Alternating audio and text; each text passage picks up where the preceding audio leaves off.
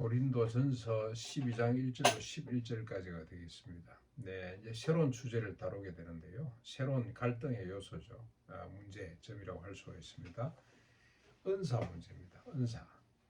교회 내에 여러 다양한 은사가 있는데 은사에 대해서 아마 사람들은 어떤 은사는 중요하고 어떤 은사는 덜 중요하고 그래서 누가 더 잘난 사람이고 못난 사람이 그래서 또 도토리 키재기를 했던 것 같습니다. 그 뒤에 이제 13장 거쳐서 14장에 보면은 방언에 대한 이야기가 나오는데 특별히 방언의 은사를 받은 사람을 귀하게 생각을 했던 것 같습니다. 지금도 그러고 있죠. 지금도 어느 교단은 방언의 유무를 따라서 그 사람의 성령과 그다음에 믿음의 수준을 측정하고 있습니다. 그래서 방언을 못하는 사람을 조금 무시하는 경향이 있습니다. 어떤 또 뭐 지역 교회들은 또 지역 교회마다 다른데 어떤 데는 또 가면 뭐 병고치는 은사를 가장 신비롭게 생각하고 귀하게 생각하는 한때 우리 현신의 권사님이라고 계셨는데 그분은 이 신유의 은사를 가진 분이에요. 그래서 그분을 추종하는 사람이 전국에 얼마나 많았는지 모릅니다. 자, 이런 은사 문제를 정리하면서 이렇게 말합니다. 형제들아, 신령한 것에 대하여 나는 너희가 알지 못하는 것을 원치 아니한다. 이 신령한 것이 뭡니까? 내가 분명히 말하건대 하나님의 영으로 말하는 자는 누구든지 예수를 저주할 자라 하지 않는다. 성령으로 말하는 자는 예수를 저주할 자라 말하지 않는다는 겁니다. 또 성령이 아니고서는 예수를 주라고 시인할 사람이 아무도 없다는 말입니다. 예수를 주로 고백하는 것 자체가 전적으로 성령의 역사하심입니다. 그러므로 예수를 구주로 믿고 고백하는 사람은 다 성령을 받은 사람이라고 할 수가 있습니다. 이 신령한 일을 모르면 안 된다는 거죠. 성령을 받은 사람이고 성령의 능력 아래 있는 사람들이다. 제가 신대원 다닐 때 이 큰 소동이 벌어졌어요. 성령 세례를 별도로 받아야 되느냐 그런 교단이 있거든요.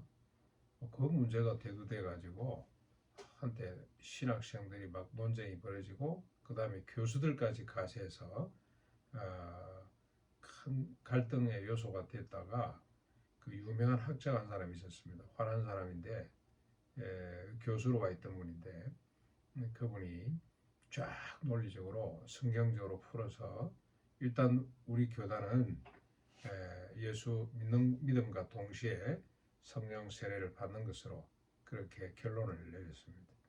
그 뒤에도 한참 여기 불만을 품었던 교수님 한 분이 뛰쳐나가기도 하고 큰 혼란에 빠진 적이 있습니다. 그런데 오늘 본문에 보면 그때 정리한 것 중에 가장 중요한 핵심 내용이 오늘 본문입니다.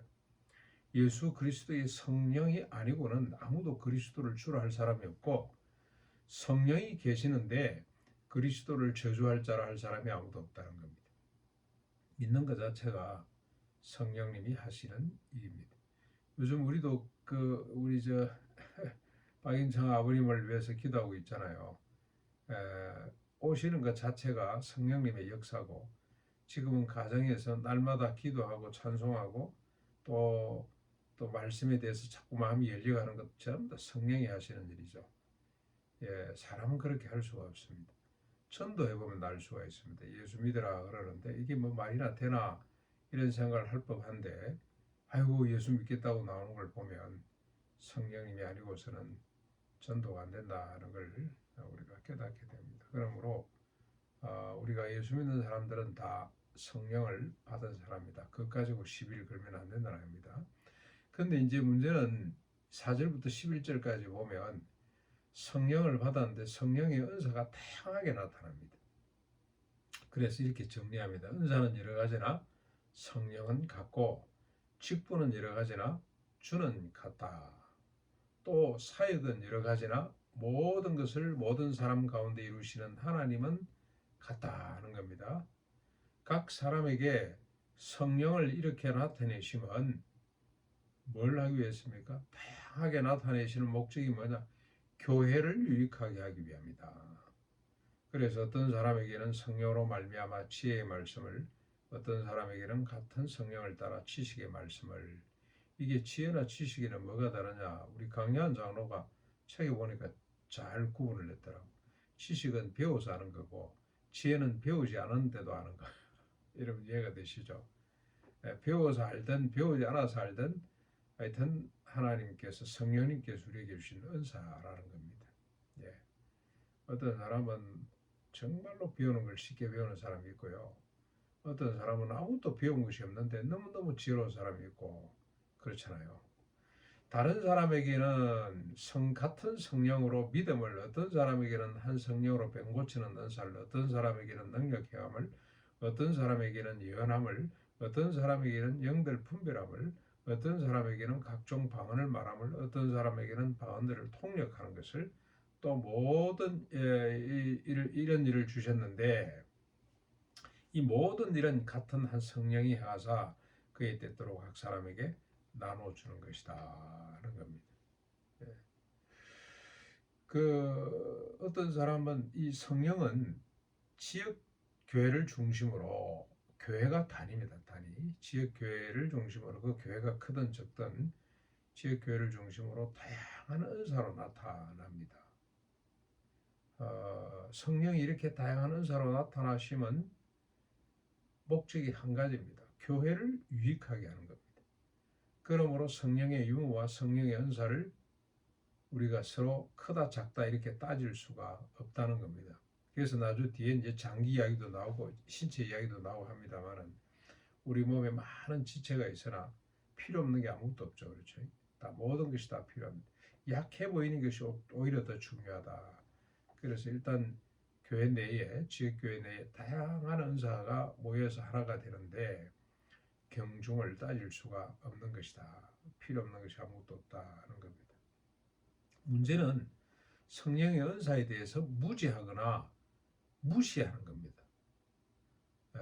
내가 무슨 은사를 받았는지 모르거나 또 은사가 뭐 중요해 그렇게 생각하는 이게 교회의 큰 위험한 요소가 될 수가 있습니다.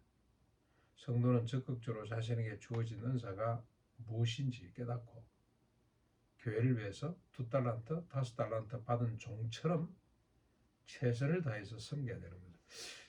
그 어떤 분은 이런 분이 있어요. 우리 저 두력에 있을 때 권사님 한 분은 늘 마치고 예배 마치고 나면 제일 먼저 내려와서 주방에서 봉사하는 분이 있어요.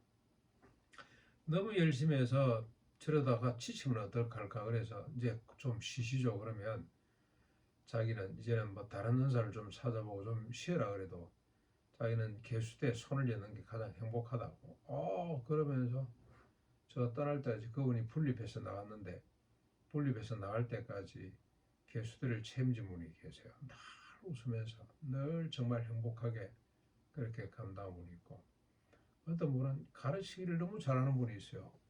그 어려운 교리를 얼마나 그 사람 수준에 맞게 쉽게 잘 가르쳐주는지. 그래서 북한에서 오신 한 분이 전혀 신앙에 대해서 아무리 노력을 해도 모르는데 그 사람 구역에 들어가면서부터 믿음이 자라는 걸 볼 수가 있었습니다.